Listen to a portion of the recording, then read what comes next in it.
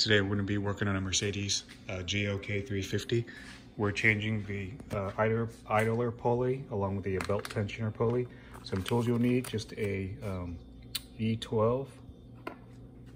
Some tools, I have two breaker bars. So one's going to be a 3/8 breaker bar, 1/2 inch, 3/8 ratchet, and a torque wrench. I have mine preset at 18 foot-pounds of torque, but make sure you check your manual.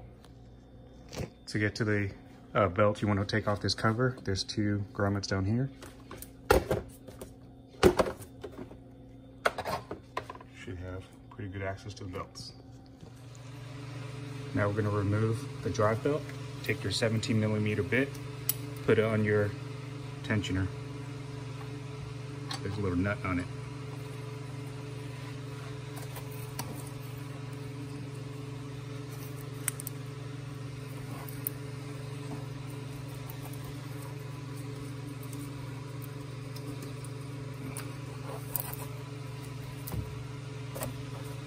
And just manually take your belt off slowly.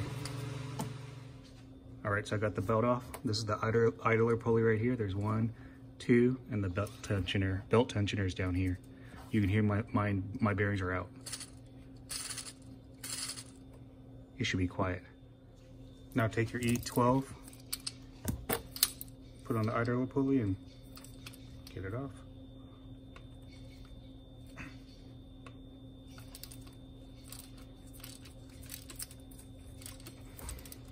Back that out. You'll notice the dust cover coming off. Just put your hand here and take it off slowly.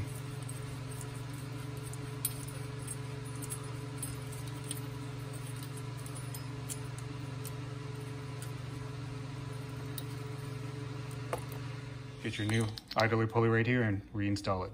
Mine came with a new fastener.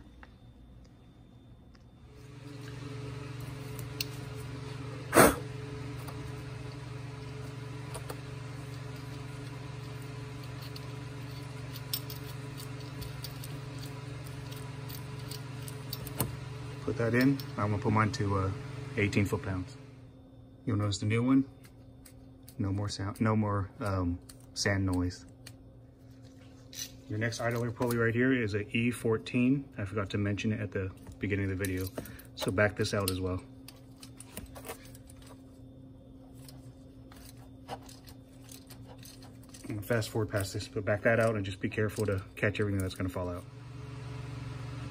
Just be careful pulling this out. Got that off. Just wipe this down with a clean rag. For this one, mine didn't come with an extra, a new fastener, so you're just gonna take your old one and use it for your new one. Now let's go put it back in.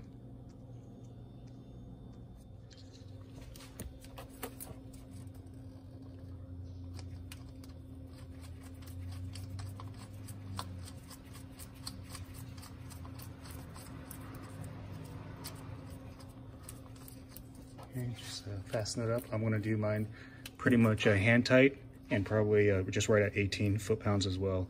I would say if it feels tight enough, I would probably just do a quarter turn. You don't want to over torque these. So I just got the second idler pulley on. Silent. Now we're gonna go to the fun one down here. This is gonna be the belt tensioner pulley. Now for the belt tensioner, you'll notice that the one that I purchased here, it actually has a metal pin already placed in here to keep the tension on. Your old one, you're gonna have to do the same thing. So you're gonna have to crank it counterclockwise, get it all the way down, and I just use an old Allen key to plug it into the hole to hold the tension.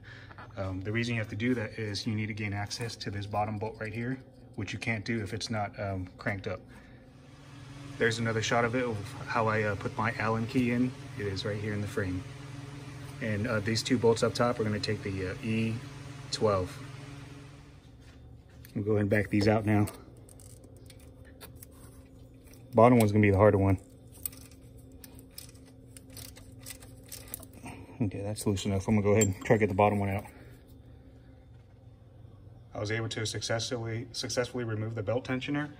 Here we're just gonna compare the old one to the new one. Looks like OEM is made by Gates, and I got an aftermarket one. So I'm gonna put my new one on and go from there.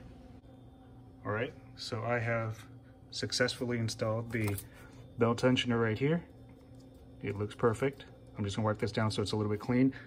And I'm gonna go ahead and reinstall the drive belt before I release the pin. All right, I'm about to release the tension. I'm just checking my belts and everything. So rib to rib, flat to flat. Just go through each one manually and make sure that it sits or seats flush. Now I'm gonna remove the tension down here with my 17mm bit and then pull out that little pin. So I'm just getting everything ready to reassemble back together. I already pulled out the pin. This concludes this DIY video of how to change both your idler pulleys along with your belt tensioner pulley. If you like this video, make sure you give me a thumbs up. Don't forget to hit the subscribe button. Feel free to share the video, and I'll see you on the next one. Thanks.